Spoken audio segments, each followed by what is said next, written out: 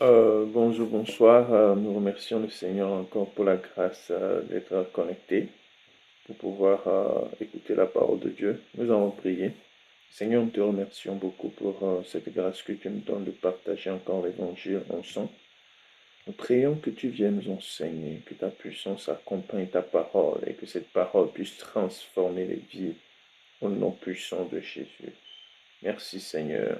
Au nom de Jésus, nous avons plus reçu. Amen. Donc aujourd'hui, nous allons commencer une autre série. En fait, ce n'est pas une autre série, ce n'est que la continuité de celle qu'on avait commencée, euh, la parole de Dieu. Mais vous vous rappelez, la dernière étude, nous avions parlé de quoi? Nous avions parlé de la solution au péché. Nous avions dit que la solution au péché, c'est de recevoir Jésus-Christ dans notre vie en tant que notre sauveur. Nous avons vu que nous sommes tous dans le péché et que nous ne pourrions pas euh, recevoir les réponses de Dieu lorsque nous prions étant dans ces péchés-là. Nous avons vu que Jésus-Christ est la solution au péché. Donc aujourd'hui, nous allons commencer une autre série.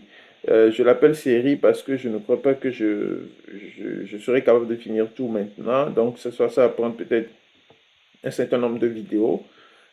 Donc aujourd'hui, nous allons commencer une nouvelle série que nous allons, euh, dont le thème est comment recevoir Christ, Jésus-Christ dans ta vie. Comment recevoir Jésus-Christ dans ta vie.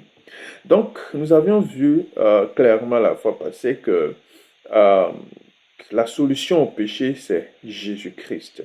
Et nous avions lu dans Romains chapitre 3, le verset 23 qui dit car tous ont péché, ils sont privés de la gloire de Dieu, mais ils sont gratuitement, le verset 24, justifiés. Vous voyez, par le moyen de la foi, par la grâce de Dieu, par le moyen de la foi qui est en Jésus-Christ.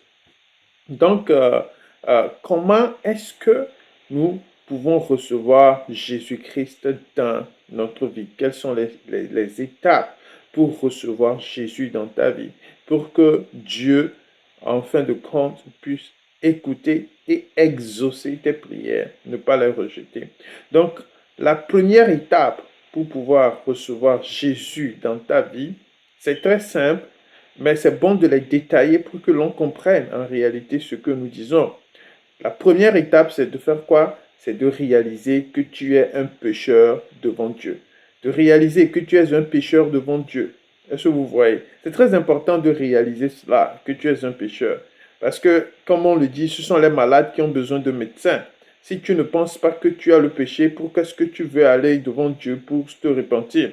Mais tu dois réaliser que tu es un pécheur.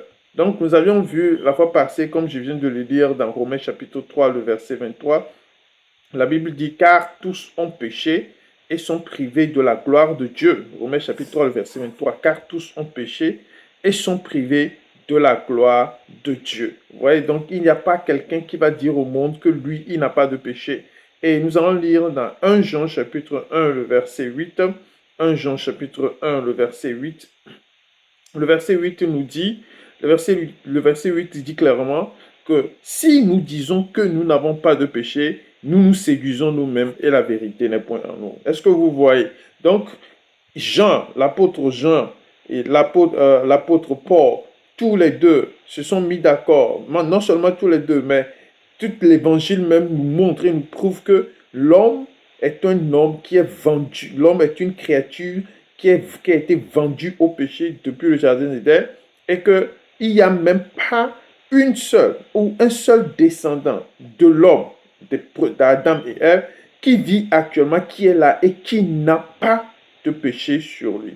Donc la Bible dit, car tous ont péché et sont privés de la gloire de Dieu.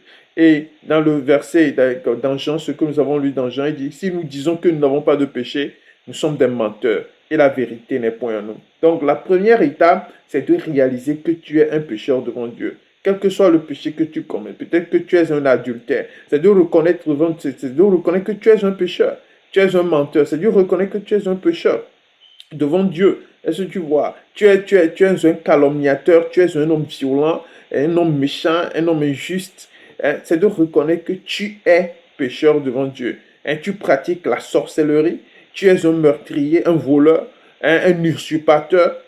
C'est de reconnaître d'abord devant Dieu que tu es un pécheur. Donc la première étape, c'est de réaliser que tu es un pécheur devant Dieu. Cette réalisation-là est très importante pour pouvoir recevoir de Dieu, pour pouvoir recevoir le pardon, pour pouvoir recevoir la rédemption devant Dieu. Tu dois réaliser que tu es un pécheur, car tous ont péché et sont privés de la gloire de Dieu. C'est très important de comprendre cela. Donc, la deuxième étape, c'est de réaliser que en tant que pécheur, ton salaire, c'est la mort. Est-ce que vous voyez? Non seulement la mort naturelle, mais la mort éternelle. Ton salaire, c'est la mort. La Bible dit dans Romains chapitre 6, le verset 23, la Bible dit que le salaire du péché, c'est la mort. Vous voyez? Que le salaire du péché, c'est la mort. Donc, quand nous parlons de la mort, nous ne parlons pas seulement de la mort physique. Est-ce que vous voyez? Nous parlons aussi de la mort éternelle. Dans le jardin d'Éden, allons lire ça dans Genèse chapitre Allons lire ça dans Genèse chapitre 2, le verset 17. Le verset 17, qu'est-ce que Dieu a dit à l'homme? Le verset 17. Mais tu ne mangeras pas l'arbre de la connaissance du bien et du mal, car le jour où tu en mangeras, tu mourras. Vous voyez, c'est depuis ce temps-là que la mort s'est étendue sur l'humanité et que les hommes meurent depuis que Adam et Ève ont mangé, ont désobéi à Dieu. Donc, non seulement la mort physique, mais également il y a une autre mort, vous voyez, qui est la mort spirituelle. Nous n'avons pas beaucoup de temps. Nous allons continuer la prochaine fois, comme je le dis, et le Seigneur va nous bénir si nous sommes obéissants. Nous allons prier. Seigneur, nous te remercions pour ta parole. Aide mes frères à reconnaître qu'ils sont pécheurs. Et cela va les aider à se repentir. Merci Seigneur pour ta parole. Au nom de Jésus, nous avons prié reçu. Amen. Dieu vous bénisse.